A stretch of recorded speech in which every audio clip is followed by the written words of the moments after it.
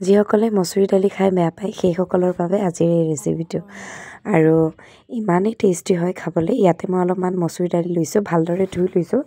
2-3 বাৰ ধুই লোৱাৰ পিছত ইয়াতে মই কুচি কৰি লোৱা পিঁয়াজ দিছোঁ, তাৰপিছত বিলাহী এটা দিছোঁ আৰু কেঁচা জলকীয়া, তাৰপিছত দিছোঁ মই নহৰু কেইটুকুৰামান। নহৰু নিদিবও পাৰে, যদি আপোনালোকে খাই বেয়া পায় নিদিলেও হ'ব।